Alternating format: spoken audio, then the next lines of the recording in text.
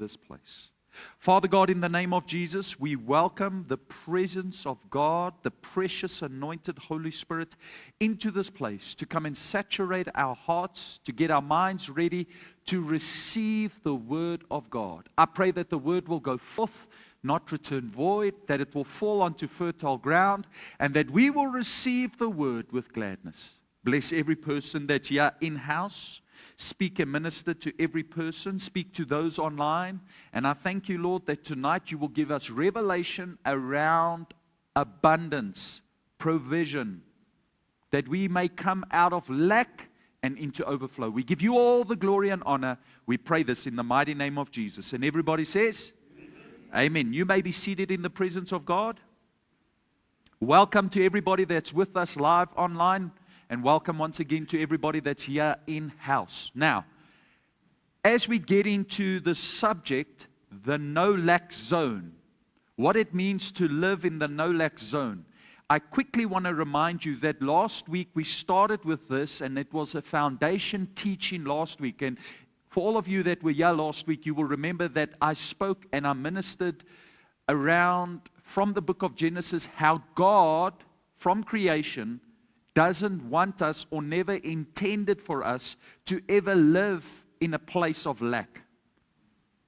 And the reason why I can say that is because in our DNA, we like to have provision. You don't like lack, I don't like lack, because God didn't create us to have lack. So I want to advise, if you have not yet listened to last week's session, go back, listen to it. It's online. I believe it will minister to you, and I believe it will speak to your heart. But tonight we are going into Psalm 34, verse 9 to 10. And I want to quickly read the head scripture and listen to what the Bible says in the New International Version. Fear the Lord, you his saints. For those who fear him lack nothing. The lions may grow weak and hungry, but those who seek the Lord lack no good thing. God wants you to live in a place of no lack. God wants you to live in a place of abundance. Now, just a disclaimer, I'm not speaking tonight only about having prosperity, okay? Please understand my heart tonight. I'm speaking about having all your needs met. Are you all with me? Okay. Now, I quickly want to give you the biblical definition of lack. If you do a study of lack throughout Scripture, it can be summarized into this definition. And you can write it down. It's not in your notes, but listen to what I'm going to say. The biblical definition of lack is to be destitute, to be deficient, or in need of something. It is the absence of something necessary. Let me say that again. The biblical definition of lack is to be destitute, deficient, or in need of something. It's the absence of something necessary. Now, in the Old Testament, the Bible was written in Hebrew, and the Hebrew word for lack is Khazar. K-H-A-S-E-R.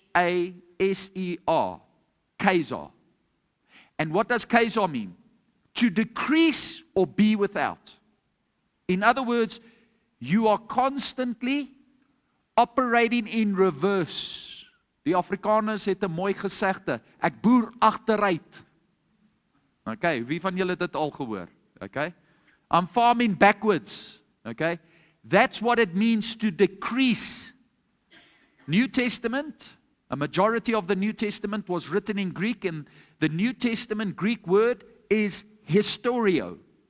Historio. H-U-S-T-E-R-E-O. And what does that mean? To be without or to come short. To be without or to come short. So when we are speaking about lack, we are speaking about being in a place where all your needs are not met. To be in a place where you don't have the necessary provision for every need that you have. To be in a place where you are decreasing or coming up short. That's what it means biblically to have lack. But now I went and did a little bit of research and I got the opposite meaning of this. And the opposite meaning is to abound, to be supplied, to be prosperous, to be well provided for, to be full, to be rich, to be sufficient, and to overflow. Philippians chapter 4 verse 18, I want to quickly take you there. Listen to what the great apostle Paul says, and I believe this is going to speak to you as we are discovering what it means to be in a place of no lack. Paul says these words, I have received full payment and even more. Who of you can agree with me? That sounds like abundance. Who of you can agree with me? That sounds like overflow. Who of you would say that sounds like lack? No. What does he say? I've received full payment and even more. I am amply supplied. Okay? So yeah, Paul testifies that he's in a place of abundance. He's in a place of supply. He's in a place where he has got even more than what he expected. Who of you want to live in that place? Now, I just want to say this. The reason why I feel led by the Spirit of God to minister this word is because I see the church lacking in the area of revelation regarding this. And like I told you last week, when I grew up in abject poverty.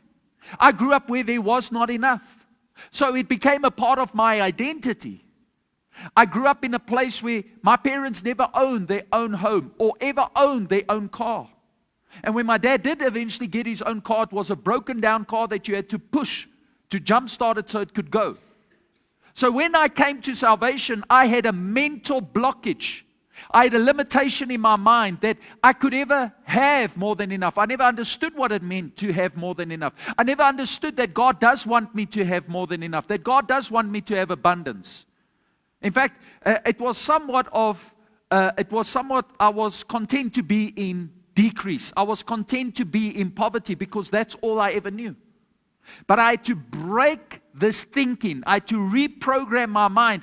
And when I got into God's Word and I started understanding what God's Word said, when the revelation fell in my spirit, my circumstances started following.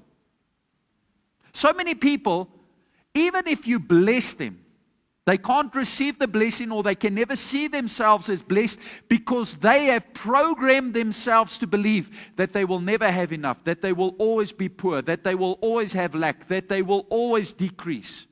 And I believe every one of you under the sound of my voice, every single one of you that are here tonight, you are here by faith. God sees it, but it's because God is getting you ready. He's about to release a blessing into your life. He's about to supply your needs. You are going into a season where you're going to have to trust God more than ever, and this revelation needs to fall into your spirit.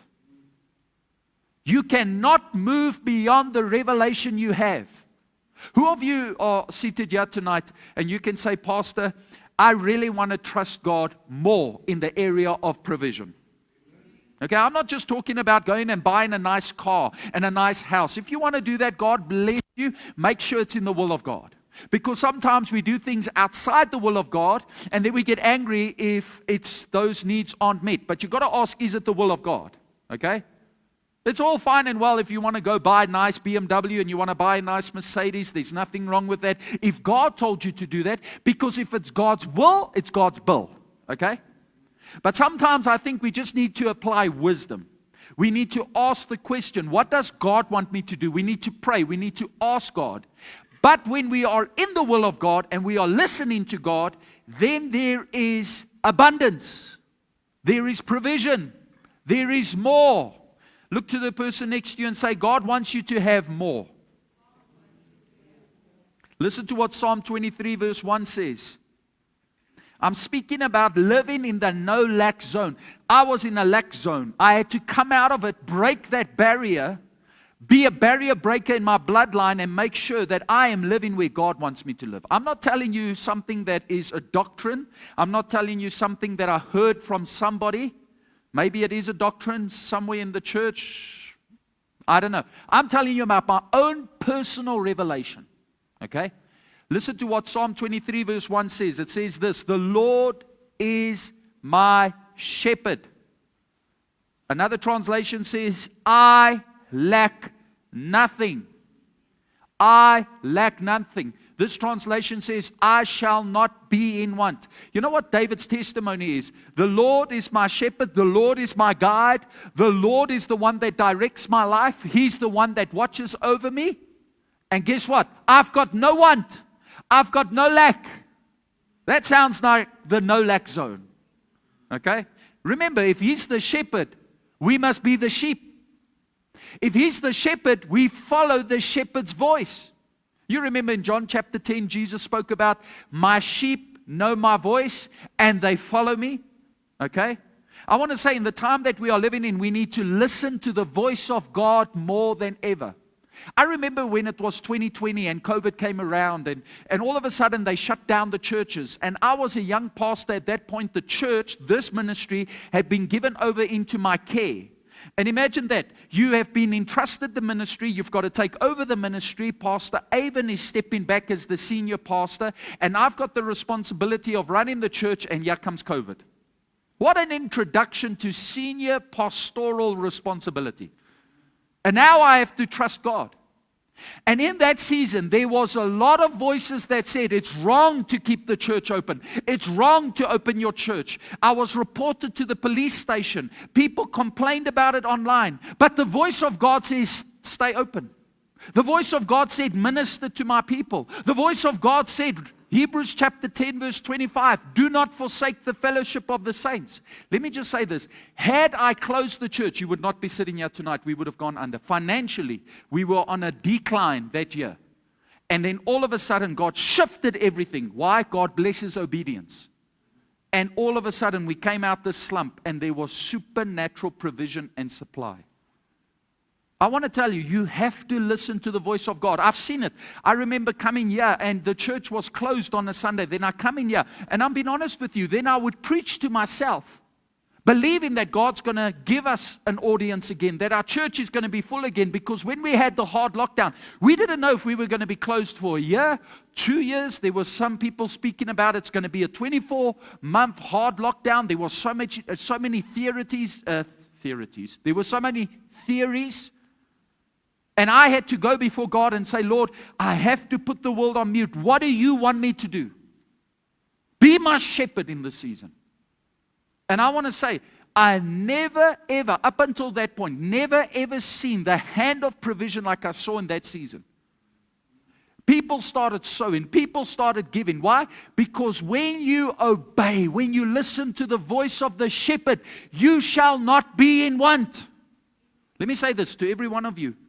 God has got a zone of supernatural abundance and supply. And all you have to do is be in that zone. You don't have to figure it out. You don't have to know all the solutions. Just listen to the voice of the Father. Just listen to the voice of the shepherd. Am I speaking to somebody tonight? I'm telling you, people are speaking about this is going to happen, and there's an economic meltdown coming, and there's another pandemic coming, and now they say that there's now a breakout of bird flu in Australia, and the World Health Organization says that this could be another pandemic. Let me just say something. No matter what comes, God is still on the throne. Like I said to you this morning, I'm not living, you are not living, we are not living in the fear zone, in the fear realm. We are living in the faith realm. We are far superior to the fear realm. Why? Because we are operating on God's level. Not because we are better than the people in the world, but because our God is on another level. Everybody say, my God shall supply all my needs because He's faithful. Philippians chapter 4 verse 19. Listen to what the great apostle Paul says further. He says, I've received full payment and even more. God has amply supplied me. And he says this, you can be sure that God will take care of everything you need. His generosity exceeding even yours in the glory that pours from Jesus. You can be sure that God will take care of everything you need. Everybody say, God will meet my needs. God will make a way for me. I want to ask you a question. Do you believe the word of God? Is God a liar? If God is not a liar and you believe the word of God, then this scripture must become a reality in your life. If it's not yet a reality. Listen to what the New International Version says. I love how he says it, how the great apostle Paul says this. Philippians chapter 4 verse 19. He says, my God will meet all your needs. Not some, not a few, all your needs. According to His glorious riches in Christ Jesus. I remember a while back somebody came to me and they said, Pastor, would you pray with me? I'm trusting God for provision and I need an increase so that I can meet my budget, but I don't want to disturb the Lord. I don't want to ask too much of God. Do you think it would be suitable to ask for maybe a 10 rand increase per hour? I said, what about a 100 rand increase? Do you think God will do that? I said, I know God will do that. Isn't asking too much? He's got streets made of gold in heaven. Do you think God has got a need? He owns the cattle on 1,000 hills. He's a God of abundance. He's a God of overflow. Whatever you need, He will supply. Are you with me? Now, I do believe wealth needs wisdom, because wealth without wisdom leads to lack. Okay? And sometimes we are praying for blessings we cannot handle. I pray, Lord, supply my needs. I pray, Lord, make a way for me. I pray, Lord, bless me to be a blessing. I pray, Lord, make me a well of provision so that if somebody needs help, if somebody needs petrol in their car, if somebody needs groceries in their cupboard, if somebody needs power in their home, if somebody needs anything, Lord, use me as a vessel. Use me as an instrument. Who of you want to be used of God? Okay? That is a no lack zone. You can't live in a place of lack and still be a blessing to other people. And I believe God is calling all of you to live in that zone because He wants you to be a blessing to other people. Are you all with me? Can you say amen out loud? Okay? So God wants you to live there. But you got to pray and ask God, Lord, give me what I can handle. Give me what I can handle. Because I've seen people, they pray, they ask, they request, we pray for a job, we pray for something they trust in God for, only for the job to take them away from church, only for the job to take them away from their faith, because now they're so busy looking after the job, because now they went and bought a car with an expensive installment, and now they bought a property with an expensive bond, and now they've got to work overtime, and they've even got to do it on Sundays, and now they start forsaking the very God that answered their prayers, that gave them their job in the first place, that made a way for them, and what happens? They eventually get to a place where they experience lack. God is a jealous God. He's not going to compete with mammon. Okay? The Bible says the love of money is the root of all evil. Not money in itself, the love for money. Okay? So let's go to Psalm 34 verse 9 again. And I quickly want to read this verse. We're going to unpack it and then we will go to the next verse. Okay, we're going to study these two verses tonight. Listen to what Psalm 34 verse 9 says. Fear the Lord, you holy people, for those who fear Him lack nothing. Those who fear Him lack nothing. How do I access the no lack zone? Okay, there's a key to open the door to no lack in your life. And what's the key? The fear of the Lord. The fear of the Lord. Now, when I speak about the fear of the Lord, it's not the same thing as the instinct of fear or the spirit of fear. Okay? The instinct of fear is something that we all have. We've all been given an instinct of fear. I've got an instinct of fear that I don't want to walk out this church and jump in front of a car. Why? Because I fear that it might hit me and hurt me. Okay? It's an instinct that I've got. Okay? I've got an instinct in me that I'm not going to climb something high and maybe I'll fall and hurt myself. God put an instinct. It's like a safety mechanism in your thinking, in your emotions that keeps you safe. Are you all with me?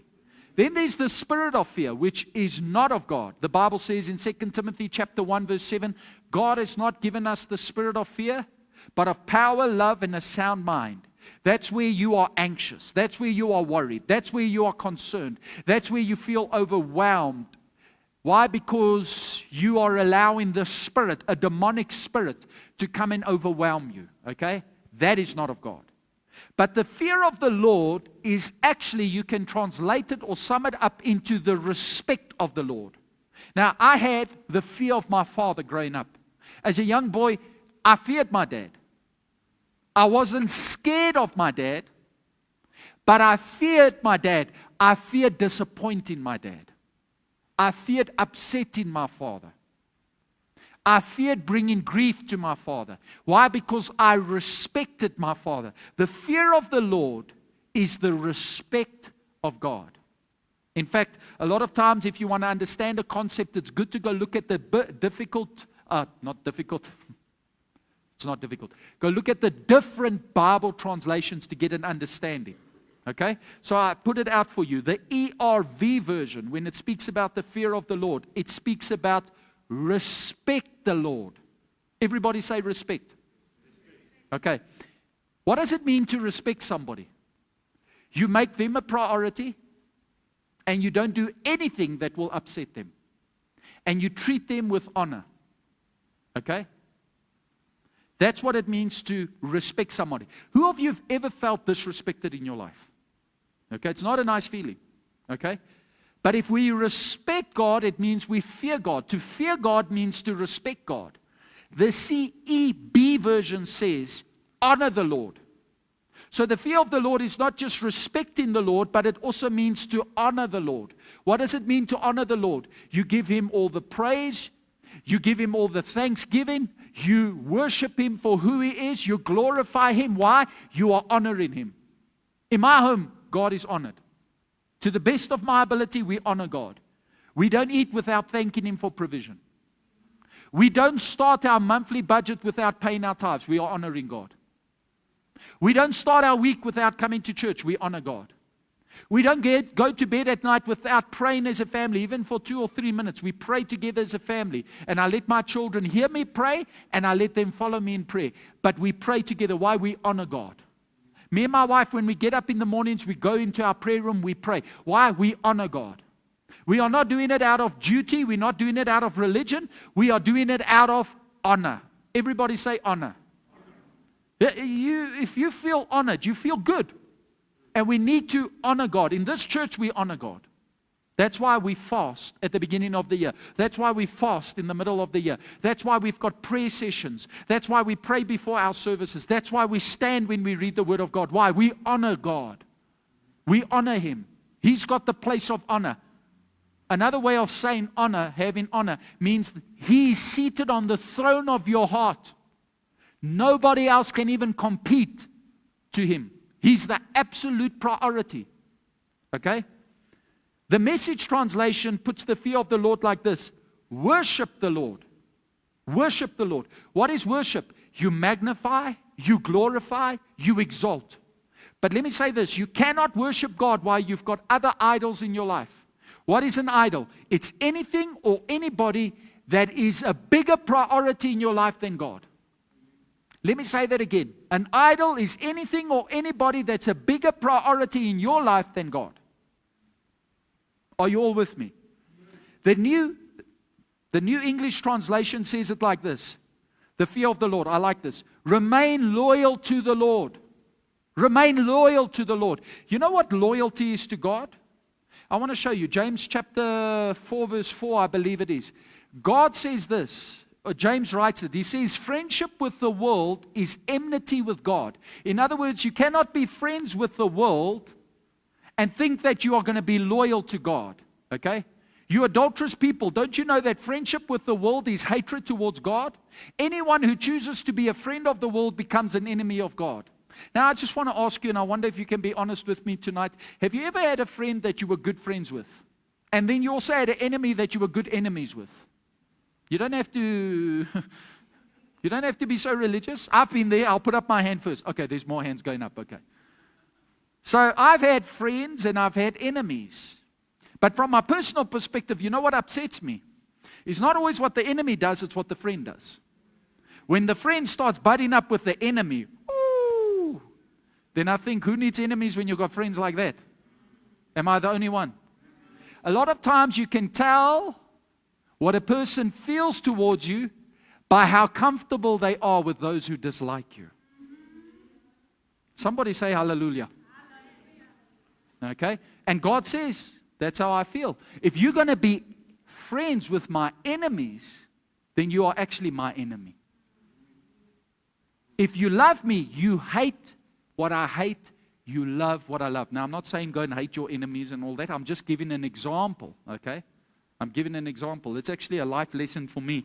A lot of times, if you want to really test how a person feels, watch how they act around people that don't like you. And then you can see their true colors. And then you know, okay, our friendship is shallow. It's not deep. Am I speaking to somebody?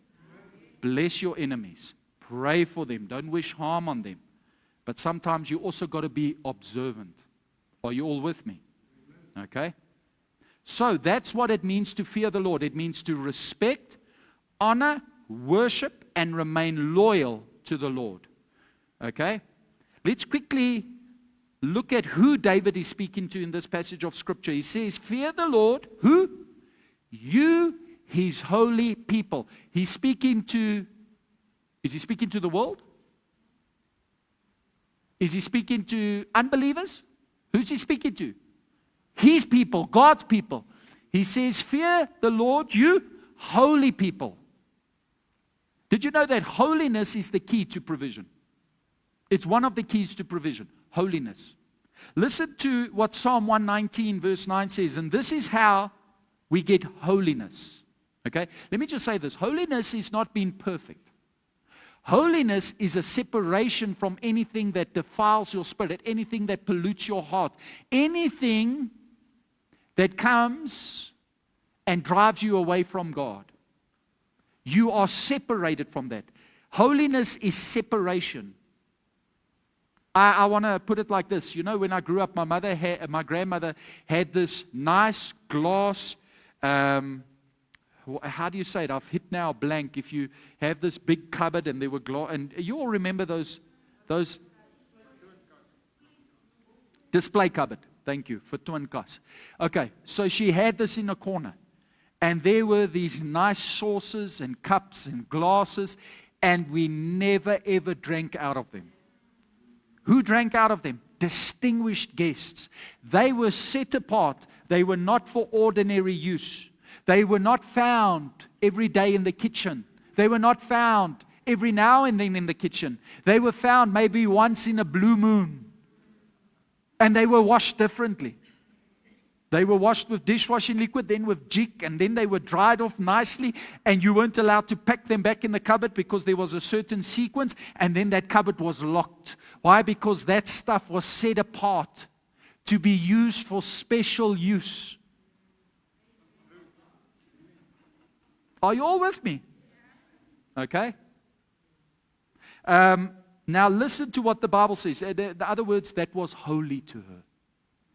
And that's what it means to be holy before God. I don't get involved with that. And I don't speak like that. And I don't act like that. And I'm not going to pollute my soul with that. I'm separated.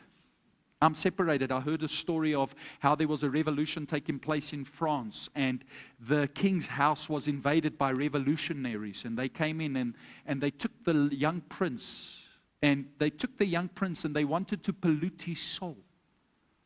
Because the royal family, the population was rising up against the royal family, and they took this young prince and they took him to a brothel, and there they would commit these atrocities. They would commit these sexual acts, and they would try and pollute this young prince that he would also get involved in these sexual acts. And then there would be prostitutes, and they would say, come and lie with us, or come and look at what's happening. And he would stand at the door, he would close his eyes, put his hand on his face, and he would say, I cannot look because I was born to be a prince. I cannot look. I've been set apart. Sorry, I've been called royalty. I've been born with royal blood in my bloodline. That's what it means to be set apart. Are you all with me? Now listen to what it means. How do you become holy? Psalm 119 verse 9. How can a young person stay on the path of purity? By living according to your word. By living according to your word. When you and I live according to the Word of God, we can stay on the path of purity. Are you all with me? Okay? Listen to what 2 Corinthians chapter 7 verse 1 says. Have you got it up there for me? Jan Low. Okay, listen to what the Bible says. Since we have these promises, which are the promises of God's Word, the Bible says, dear friends, let us purify ourselves from everything that contaminates the body and spirit, perfecting holiness out of reverence for God. Isn't that awesome? How do you and I get holy? By separating ourselves from things that contaminate our spirits. So, we must be holy, we must separate ourselves, and we must have the fear of the Lord if we want to live in the no-lack zone. I quickly want to go to 2 Timothy chapter 2, verse 21. And I'm going to read out of the Amplified Translation. I'm going to show you how God blesses those who separate themselves. Listen to this. Therefore, if anyone cleanses himself from these things which are dishonorable, disobedient, and sinful, he will be a vessel for honor, sanctified, set apart for a special purpose, and useful to the master, prepared for every good work. If you want God to use you, it starts by separation. It starts by getting rid of everything and anything that's not pleasing unto God. Okay? I go further and I write in your notes what it means to fear the Lord. It's a deep reverential awe for His majesty and a profound respect for His holiness. Okay? I give you an example of what it means not to fear the Lord. Because sometimes to understand what something means in the Bible, you can also go look at what is the opposite example to understand. The Bible says in 1 Samuel chapter 1, there was a priest in Israel called Eli. In chapter 2, the Bible says that his sons were disobedient in the presence of God. In fact, they polluted the nation of Israel's worship by committing sexual acts, sexual immorality with the woman in the sanctuary, and also eating from the fat, the offerings of the people, which this was an abomination in the sight of God. So God sends a prophet to speak to the high priest Eli. And listen to what this prophet says. He says these words in 1 Samuel chapter 2, verse 30. He says this, therefore the Lord, the God of Israel, declares, I promised that your house and your father's house would minister before me forever. You and your bloodline would have a blessing forever. But now the Lord declares, far be it from me. For those who honor me, I will honor. But those who despise me will be disdained. Okay? Those who honor me, I will honor. And those who despise me, I will disdain. They were busy with the ministry. They were in the sanctuary of the Lord. Yet God said, what you are doing is dishonor. In other words, you do not have the fear of the Lord. And this prophet prophesied it over to Eli. But listen to what happened. I want to show you how bloodline curses begin. Because you can be in the house of the Lord and you're not listening to the voice of God, you're not obeying God, and you can open up the door to a bloodline curse. And Eli opened up the door to a bloodline curse by not disciplining his sons. Then everyone left in your family line will come and bow down before him for a piece of silver and a crust of bread, and plead, appoint me some priestly office so I can have food to eat. Why? Because they dishonored God. And that whole bloodline was plunged into poverty. They had prosperity before. They had abundance before. They were in a no-lack zone. But because they did not have the fear of God, they exited that zone and they came into a place of lack. You know, as a pastor, my personal experience in speaking to a lot of people that are experiencing lack and poverty, a lot of times it's not just that they were dealt difficult circumstances, it's as a result of coming from a home or a background that's got no respect or reverence for God. And then when I deal with a lot of people that operate in prosperity and operate in blessing, there is one common denominator that I constantly find. They've got a deep respect and a deep reverence for God. I'm talking about people in the church. I'm talking about believers that you can see the blessing of God rest upon their lives. Who of you want to be blessed like that? Eli, because he did not do what God says, because he had a disrespect for God by allowing his sons to do what they want, they were plunged into poverty. But look at Job. The Bible says in Job chapter 1, verse 1 to 3, this was a man who feared the Lord. The Bible says in the land of Uz there lived a man whose name was Job. You know what I love about the book of Job? Bible scholars tells us that it was the very first book ever written. It's the oldest book in the Bible. Remember, we take it for granted that the Bible is not in chronological order. It's not in historical order. It's been compiled, but the book of Job was the first book. The reason why I say that, he did not have the law of Moses. He did not have the Torah or the Bible. He did not have a church or a pastor or priest. Yet in him there was a conviction, I must respect God. I must honor God. And the Bible says this was a man who was blameless. This was a man who was upright, and he feared God and he shunned evil. And the Bible says in verse 3, listen to how blessed he was. In Job chapter 1 verse 3, he owned 7,000 sheep. Do you know how much that is? It's a little bit more than 6,000, but it's a lot. He had 500 yoke of oxen, 500 donkeys, and he had a large number of servants. And he was the greatest man among all the people of the East. Now, I just went and did a little bit of research, and I typed in, how much would it be if you had 7,000 sheep, 3,000 camels, 500 yoke of oxen, and 500 donkeys, and you could take that, and you could take that wealth according to today's standards and translate it into modern economic terms. And I got to an estimate of $60 million. So in that verse, Job's net worth is $60 million. Or if you take it to rands, 1.8 billion. This is a billionaire in Scripture. And what does the Bible say? How does the Bible introduce him? A man who feared God. Eli had the blessing of God, but because he did not fear God, he plunged his whole bloodline into poverty. Job had the fear of the Lord, and he was a wealthy, prosperous man. Are you all with me? David says, fear the Lord, you his holy people. Let's read it again. Listen to what he says. Fear the Lord, you his holy people, for those who fear him lack nothing. Let's go to the next verse, verse 10. The lions may grow weak and hungry, but those who seek the Lord lack no good thing. Who of you want to have no lack? That's why you're here tonight. Now, I want us to consider young lions. Another translation says young lions. This says lions. Now, I believe David is using an example to show to us that even those that are strong, even those that are considered the king of the jungle, they even come to lack. Okay? Young lions, they are strong, they are fast, they are capable, but even they can go hungry and lack. And that's what David is showing us.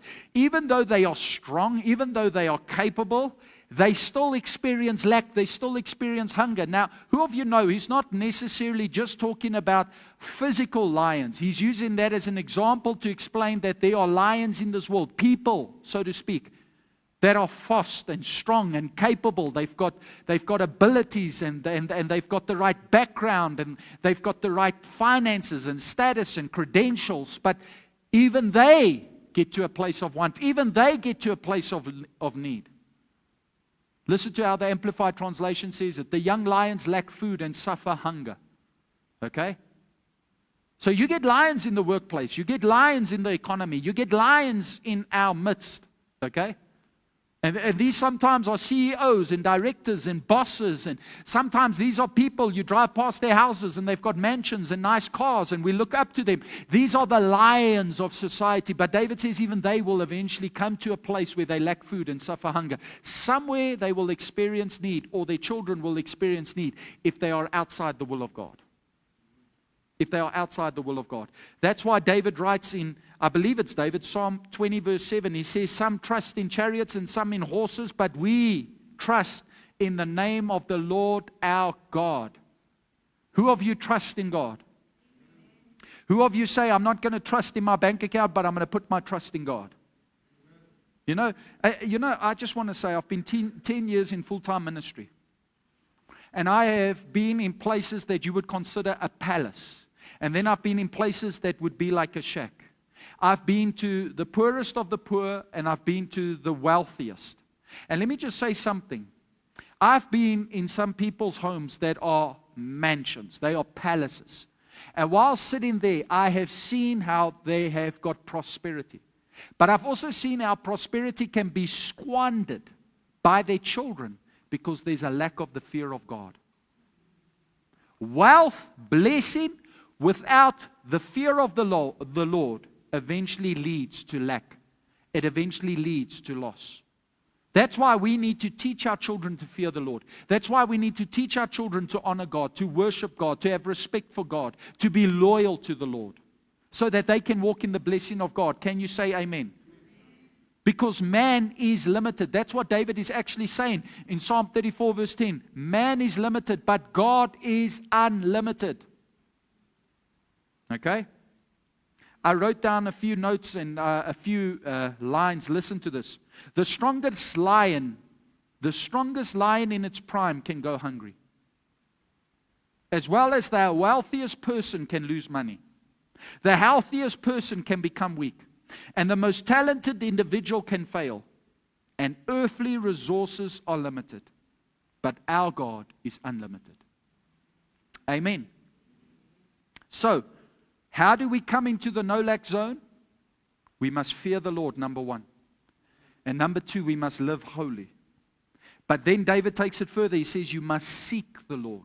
Now, when I first came to salvation and I would hear a pastor preaching about you must seek the Lord, I would think, is this hide and seek?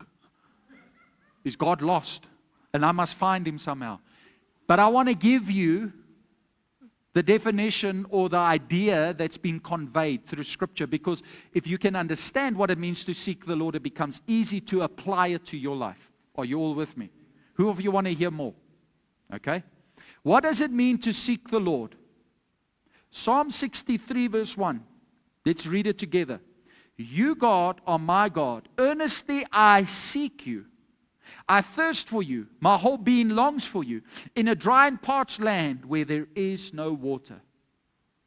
Where there is no water. The psalm writer is saying, I long for your presence. It feels like if I'm not with you, I'm in a desert. I need you. I want to be close to you. I want to be in your presence. I want to enjoy your company. I want to speak to you. And I want you to speak to me. He says, I earnestly seek you. Now, in other words, he's saying, I don't want to live in the absence of you. And I don't want to live void of you. You need to be with me. You know, as we're going into a time of fasting, next Sunday we start with our fast. And we're going to be speaking around fasting. And as we fast, the prayer that we should pray, first and foremost, is, Lord, I want to grow closer to you. I want to be more intimate with you. Lord, show me everything that's hindering me from your presence. And show me everything that's holding me back from having more of you. And help me to seek you more. Help me to seek you every day. I want to go to the job and I want to experience your presence. I want to be at home and I want to experience your presence. Because where your presence is, there's fullness of joy. That's what the Bible says. There's joy unspeakable and full of glory. Are you all with me? I believe instead of always praying, and it's good to pray, God, please provide for this need, and God, please supply in this area of lack. What we should sometimes do first and foremost is position ourselves in a place of seeking God, and then all those things will fall into place. There are those that are praying for provision, and then there are those that are positioned for provision. And I want you to be positioned for provision. You can pray for provision to a certain degree, it might work, but if you are positioned for provision, provision just follows. You get a WhatsApp on your phone, there's a bill you need to pay, you get an email, there's an expense you need to meet, there's provision in the bank account. God already provided. Don't you want to live like that? Don't you want to live like that? Except you, Linda. Don't the rest of you want to live like that? Okay, thank you very much. No, I know you're listening. I know you're listening very intent. I can sien julle eet vanaand. I can really see it. Okay? You are my God, and I earnestly seek you. Desiring to seek the Lord means to desire to know His character, and wanting to be in His presence more than anything He can give. Now, I remember growing up, I just wanted to be with my dad. I see it now with my little boy, and I see it with my 2 daughters. They just want to be with me. If I walk in the house, okay, if I walk into the door, Papa! Then they run down the passage, jump into my arms, and then it's for the next 15 minutes or so. What happens? They want to be in my presence. Now that's what God wants with you. That we just say, we go home, and sometimes, the other night I just went and stood in my garden, I looked up at the stars, and I just said, Lord, I just want to say goodnight before I go to bed. And I want to say thank you for being my Father. And I had literally 2-3 minutes of prayer, but it was for me so special because He's my dad. I just want to say, you know what, I want to be in your presence. I'm not here to ask for anything. I'm not here to, Lord, tell you anything. I just want to say good night. I love you. You're awesome. And thank you for this special day. And I just went back into my house. That's what it means. I'm His son. He's my Father. You His daughter. You are His son. Sometimes that's all He wants. Just go and talk to Him. Just wake up in the morning. The other day I woke up, and the cold, I'll be honest, it's a struggle to get out of bed and go and pray. Okay, now I position myself for prayer. I've got my long pants, I've got my socks, I've got my jacket, my hoodie, everything next to I jump into it, and then I go into the prayer room and I put on the heater and I sit in front of that heater. You know those little cheap heaters you get from ShopRite? And I sit there. And then it goes off every so often that it doesn't overheat. But I've noticed if you don't position yourself, it's going to be more difficult. But the other day I was lying in bed and it's cold. Ooh, it's cold. And they say it's going to get colder. Eh? And while I'm lying there, I just say to the Lord, good morning. Thank you for waking me up today. Thank you that your mercies are new today. Thank you that you have dealt with my past and you will take care of my future. And thank you that I've got today. I just want to say I love you. That's it. That's it. No funny religion. No dancing around the bed.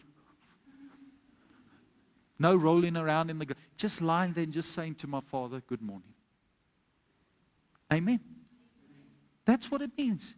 And I'm not doing it so that I have no lack. And I'm not doing it because I don't want to have no provision. I'm doing it because I love Him. And when you've got that relationship with Him and He's got that relationship with you, don't you think He'll take care of you? In fact, listen to what Matthew chapter 6 verse 31 to 32 says. Listen to what Jesus says, and He's speaking to His followers. So do not worry. Everybody say, I refuse to worry. Remember, I told you this morning, God will not ask you to do something if you're humanly capable of not doing it. If Jesus says, do not worry, you are capable of not worrying. Okay? So worry is a choice. And He says, do not worry. Saying, what shall we eat and what shall we drink or what shall we wear? For the pagans. Why is He saying pagans? You know what's pagans? Unbelievers. Pagans are people that live outside the covenant of God. They have not entered into covenant with God. They have not come into relationship with God. Pagans are unbelievers, people outside the covenant of God. And He says, for pagans, unbelievers, run after all these things.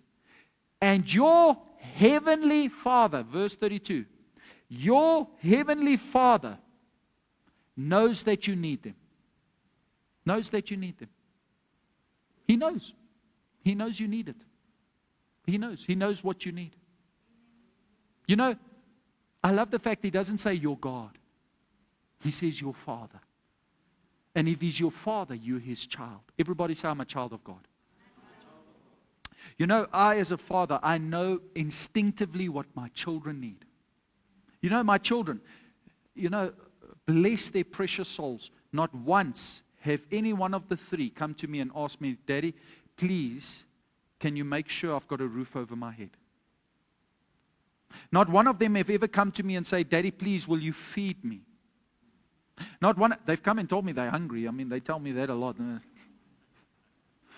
My little boy comes and says, num. I want a num. Okay? Whatever that means. But I know my wife, she understands his language, and then they go off to the kitchen and he eats. Okay, I was laughing the other day. Pastor Monique was making muffins, and she had this muffin batter, and she would put it into the tray and then put it into the oven, and she's busy baking it. And as I'm coming in the kitchen, he's got the whole scoop, and he's licking that whole scoop, and the whole mouth is full of batter. But he's just eating out of the abundance. His cup is running over. But not once has he asked me, Dad, would you give me a bed to sleep in? Or, Dad, please, would you put clothes on my body? Or, Dad, would you make sure that I can take a hot bath tonight? Or, Dad, would you make sure there's power in my home? I, as a dad, knows that he needs it, and there's some things he doesn't have to ask for because I'm his dad. And did you know your Heavenly Father doesn't always want you to ask for things. He just wants to give it to you. Don't worry about, what did Jesus say? What you're going to eat, what you're going to wear. Because pagans run after these things, people that don't have a Heavenly Father, orphans in this world, so to speak, that aren't acquainted with God, but you are His child. You don't have to stress, you don't have to worry, because you've got a Father that takes care of you. He knows that you need them. You know, God loves you so much that even before you started praying, He knows exactly what you need. Matthew chapter 6, verse 8, I believe it is. Before you pray, your Father knows what you need. Okay? Listen to this. This is what Jesus says. For your Father knows what you need before you ask Him. Now, I know this to be true as a dad. You know, sometimes my children will come to me, and before they ask, I know what they're going to ask. Who of you have ever been there? Jy weet wat hulle gaan vra voor hulle dit vra. And a lot of times I'll say, yes, you can have the sweets in the cupboard. Yes, yes, yes. How did you know? I'm your Father. I just look at your face, I look at your eyes, I see where it's going, go. And your Father in heaven sees the same with you. He knows your heart. He knows. Can you say amen? Who of you are getting something out of this? Jesus instructed us not to worry about food or clothes because we have a Heavenly Father. But to do this thing first, seek His kingdom. Then the rest shall be given unto us. The rest. What's the rest? Food, clothes, provision. Notice He doesn't say go and pray for clothes. Notice He doesn't say go pray for food. He says put my kingdom first. Put my will first. Make me the priority. Then these things will just start following. You will live in the no lack zone. Put me first. Put me first.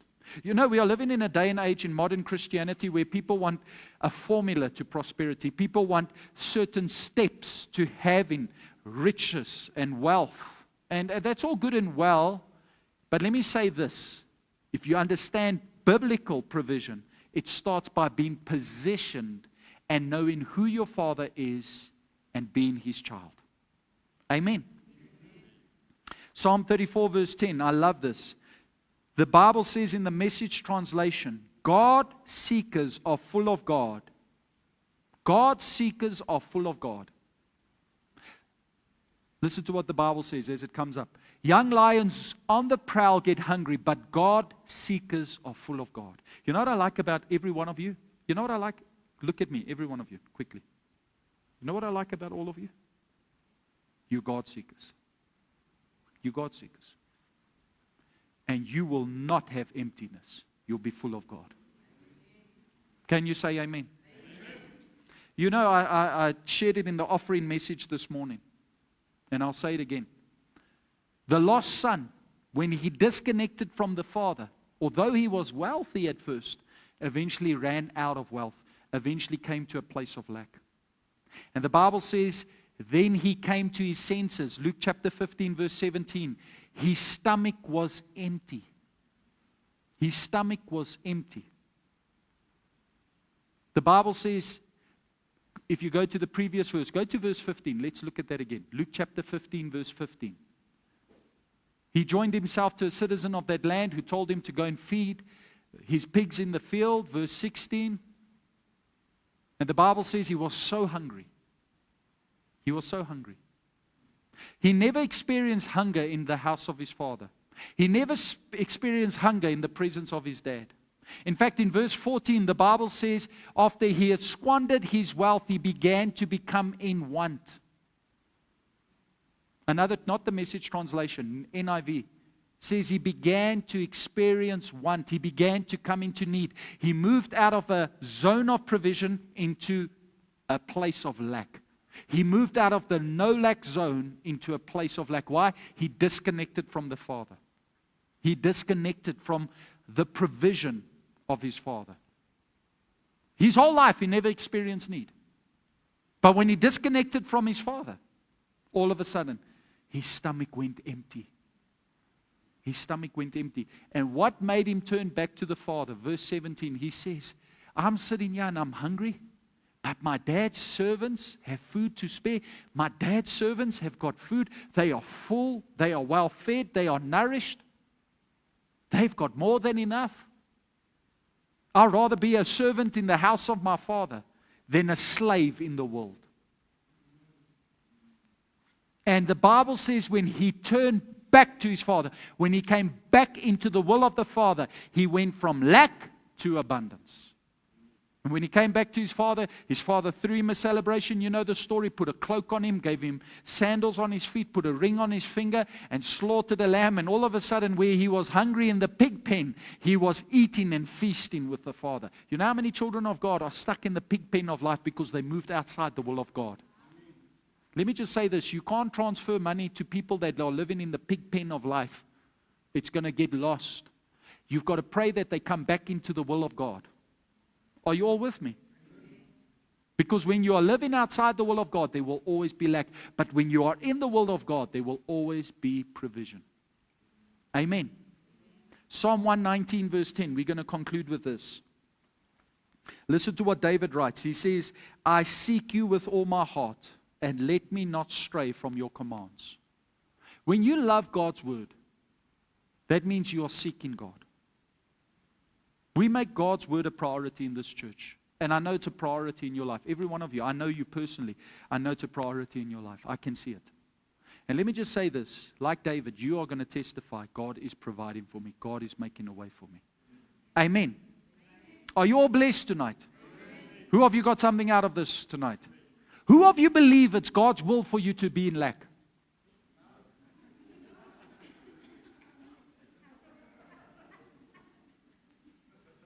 Everyone that put up their hand, come to the front. I want to lay hands on you. Who of you believe it's the will of God to be in abundance? Who of you believe it's the will of God to be in provision? Okay? Fear the Lord, remain holy, and seek Him continually. And the promise is you will be in a no lack zone. Amen. Let's stand to our feet. Let's conclude. I want you to stretch your hands to heaven and let's just pray. Father, I pray right now for every person under the sound of my voice, those that are in-house, those that are listening on the live stream. I thank you, Lord, that it's your will, your purpose, your plan for them not to be in lack. And I thank you, Lord, that we are all created to be in the no lack zone, which is the perfect will of the Father. I pray in this week to come, in this season to come, that you would reveal unto us the supernatural provision of the Father. Help us not to be worried, concerned, or overwhelmed with the things we need, but rather to position ourselves in your presence so that we may enjoy your presence and be acquainted with you and see the hand of God. Bless us tonight. Bless us in this week to come. And thank you, Lord, that you know what we need even before we pray. And thank you that provision will follow. We pray this all in the mighty name of Jesus. And all of God's children said, Amen. Amen. Thank you very much. God bless you. See you next Sunday night, 5 o'clock. Thank you. I'll greet you all at the door.